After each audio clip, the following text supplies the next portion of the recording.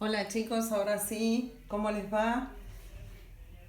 Vamos a empezar nuestras clases virtuales con este pizarrón que acabo de improvisar con algo que yo tenía acá en casa, un pedazo de madera blanca que me vino bárbara. Y hoy vamos a ver documentos comerciales. Los documentos comerciales, como nosotros ya sabemos, porque yo ya les adjunté a ustedes un, eh, un- unas fotocopias de texto donde ustedes podían leer qué son los documentos comerciales, para qué sirven.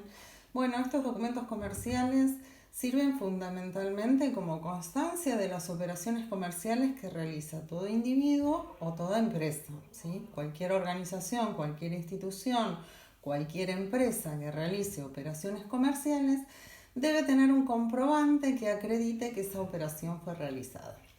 Nosotros vimos sistemas de información contable, vimos qué es un sistema de información contable y sabemos que un sistema de información contable lo que hace es tomar ciertos datos que provienen justamente, muchos de ellos o casi todos, de los documentos comerciales, se procesan a través de un sistema de técnica contable o lo que nosotros conocemos como contabilidad, se procesa y se genera una información.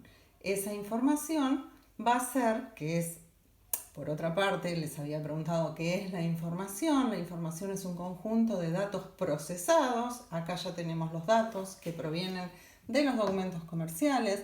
Los procesamos a través de la contabilidad y llegamos, ¿sí?, a lo que es una información, que para nosotros van a ser los informes contables.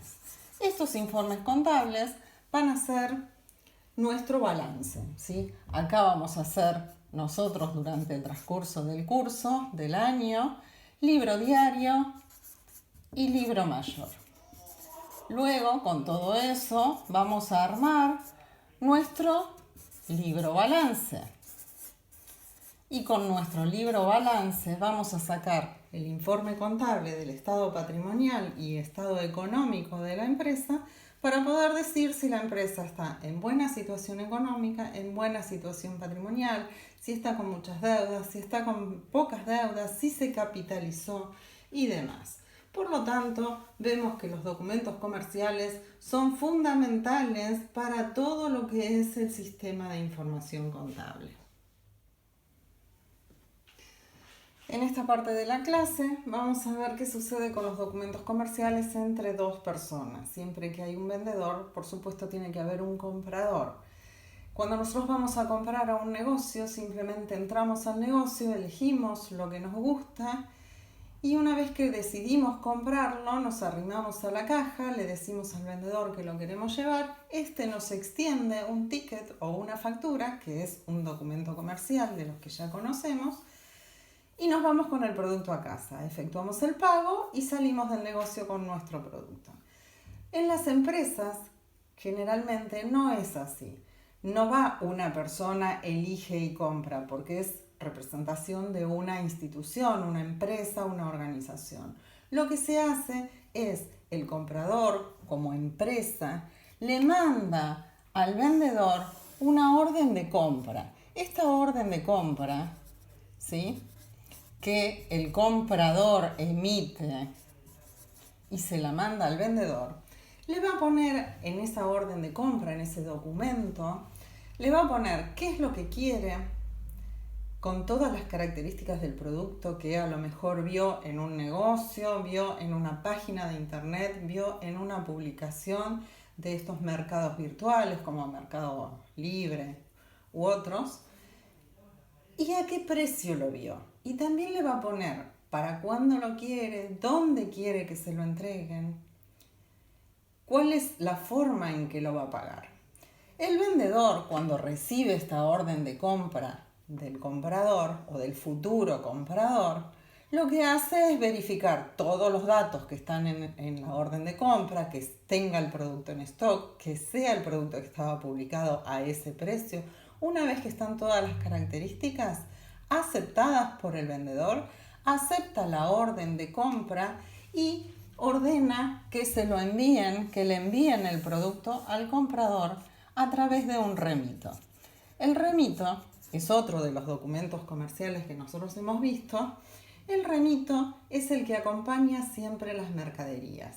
La entrega de mercaderías en toda la ciudad y en toda la República Argentina se hace siempre con un remito. No puede haber mercaderías circulando por el país que no están con una documentación de una empresa, que en este caso es el vendedor, que avale que esa mercadería salió de esa empresa y va hacia tal lugar.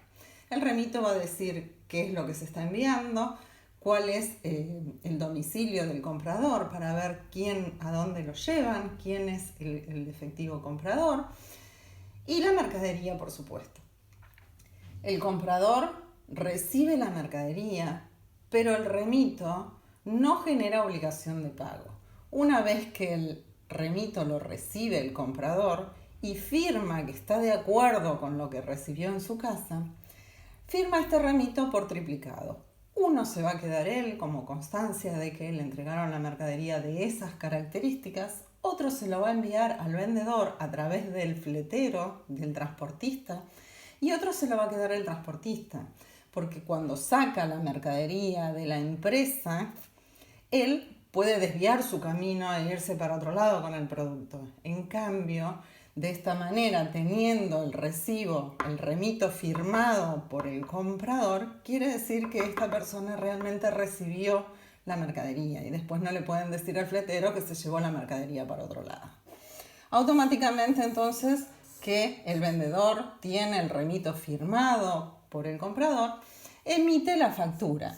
Esta sí es la que obliga al pago.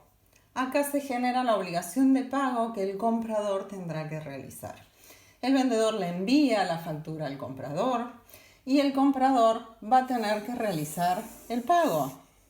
¿Sí? Enviar el dinero por transferencia bancaria, por cheque, por efectivo, a través de un pagador, un cadete que va y hace el pago en dinero. Y el vendedor va a tener que emitirle al comprador la constancia de que recibió el dinero. La constancia de haber recibido el dinero se llama recibo. El recibo siempre es la constancia de haber recibido un pago. Todas estas operaciones son las que realizan vendedor y comprador en las empresas. Todo esto se puede confirmar cuando el vendedor le envía al comprador un resumen de cuentas. Este es el resumen de todas las operaciones que hizo, porque acá nosotros detallamos una sola, una orden de compra, un remito, una factura, pero capaz que entre comprador y vendedor se hacen muchas operaciones en el mes. Entonces algunas estarán pagas, otras recibió solo el remito, otras ya las canceló. Entonces el vendedor, para tener constancia de que todas las operaciones que hizo en el mes son estas las correctas, le envía un resumen de cuenta donde resume que le mandó, que recibió una orden de compra, que le mandó un remito, que le mandó una factura, que recibió tantos pesos a cuenta de lo que le tenía que pagar o que canceló toda su deuda. Esto es lo que realizan con los documentos comerciales las grandes empresas. Ahora vamos a ver las partes del documento y los requisitos legales que ustedes tienen, por supuesto, en los contenidos que yo les adjunté. Acá les puse un documento, una factura en este caso en particular, donde vamos a analizar cuáles son las partes del documento. Voy a acercarlo un poquito, así lo ven un poquito mejor. Y en esta parte del documento nosotros podemos identificar una parte de encabezamiento,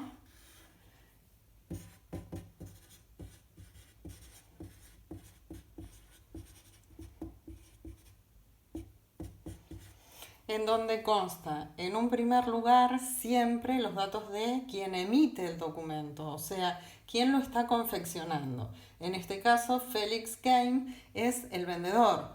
Y seguidamente los datos del comprador, en este caso Susana Longoni. Susana Longoni le está comprando a Phoenix Game.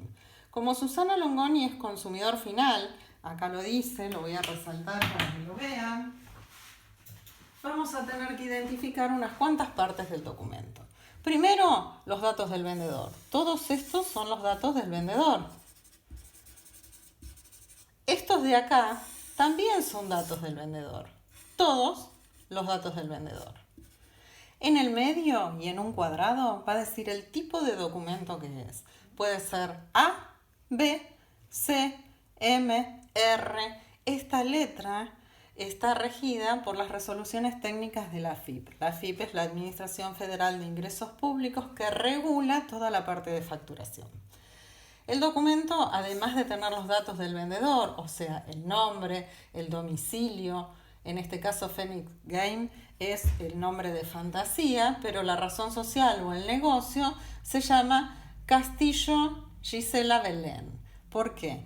Porque esta persona se inscribió como responsable inscripto, condición frente al IVA, que lo vamos a ver un poquito más adelante, qué tipo de contribuyentes son los comerciantes y qué tipo de contribuyentes somos nosotros. Siempre tiene que decir en los datos del vendedor cuál es el tipo de contribuyente y en los datos del comprador también la condición frente al IVA, en este caso, es consumidor final, porque yo, Susana Longoni, soy la que estoy comprando un determinado artículo para consumo propio. Yo no soy comerciante, por lo tanto, yo no lo voy a transmitir ese producto que compro a otra persona, sino que lo compro para uso propio, o sea, para consumo. Además de tener el nombre, tiene que decir cuál es el domicilio y dónde está ubicado, o sea, la localidad. Además de eso, debe decir qué tipo de documento es, tipo de documento, qué número de documento es, y en este caso tenemos dos aspectos que tener en cuenta. Uno es el tipo de punto de venta. ¿Cuál es el punto de venta si esta casa tuviera sucursales? Si esta casa tuviera sucursales, y de hecho las tiene que indicar 0000, 4 números, o sea 4 dígitos en este número, indicaría casa matriz. Si no, punto de venta 0001, 02, 03, indica cuál es la sucursal que está efectuando esta venta. En este caso es la 0003. Y luego el número de comprobante, o sea, el número de factura que se está emitiendo. En este caso la 8036. Este número consta de 8 dígitos, ¿sí? Y se coloca desde el 00001 hasta el, en este caso, 8036, que es el que corresponde a esta factura. Luego se pone la fecha de emisión, ¿sí? ¿Cuál es la fecha de emisión? O sea, ¿cuándo se está haciendo esta factura? ¿Qué día se hace? Luego, el número de quit. El número de quit es la clave única de identificación tributaria del vendedor. ¿Sí? Recordemos que todos estos son los datos del vendedor. El número de ingresos brutos. Ingresos brutos. También del vendedor. La clave única de identificación tributaria, es la que corresponde a la AFIP. Ingresos brutos corresponde a Provincia de Buenos Aires. AFIP es nacional, recauda impuestos a nivel país. En cambio, Dirección General de Rentas recauda impuestos a nivel Provincia de Buenos Aires. Y luego, ¿cuándo se iniciaron las actividades de esta empresa, Phoenix Game? ¿Cuándo inició sus actividades comerciales? Luego que pasamos de todos los datos del vendedor a los datos del comprador, como yo soy consumidor final, no es necesario que se coloquen más datos. En este caso figura mi DNI, podría figurar mi domicilio, mi teléfono, mi localidad donde vivo. Si fuera otro responsable inscripto, como es el caso de Phoenix Game, que es responsable inscripto ante el IVA, tendríamos que colocar acá, además de Susana Longoni, si yo fuera responsable inscripto, mi domicilio, mi localidad, ¿sí? mi número de quit. Como es consumidor final, yo no tengo quit. No soy comerciante. Luego del encabezamiento viene el detalle. ¿Cuál es el detalle? El detalle es colocar detalladamente qué cosa estoy comprando, ¿sí? Qué número de artículo, qué es lo que estoy comprando, en este caso una PlayStation 4, ¿sí? ¿Cuál es el precio unitario? ¿Cuántas cantidades compro? Y al multiplicar el precio unitario por 1 me da el importe total de la factura. Como es factura B, repito el total acá, no tiene descuentos y se totaliza, ¿sí? La responsabilidad o la delimitación de responsabilidad es esta tercera parte.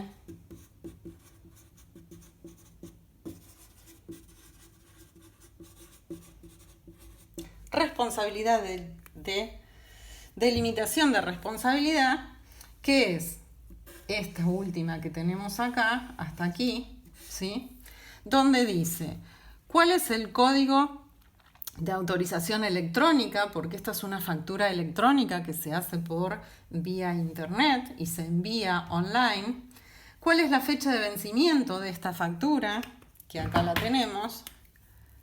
Y un código de barra que permite identificar cuál es la factura esta a través de el online, y eso lo puede hacer AFIP tranquilamente para cruzar información entre compradores y vendedores y que no haya una doble facturación.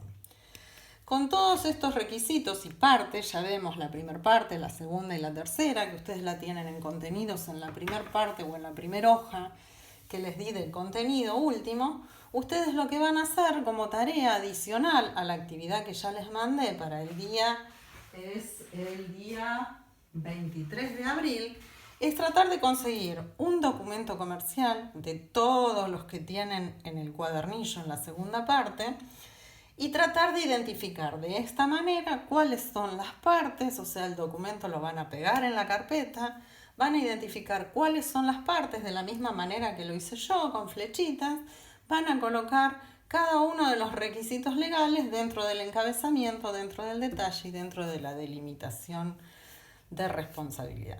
De esta manera damos por terminada la clase de hoy, espero que les haya servido y bueno, es un poco improvisado todo esto, pero es lo mejor que puedo hacer por ustedes. Les mando un beso, mucha suerte y no se olviden, quédense en casa.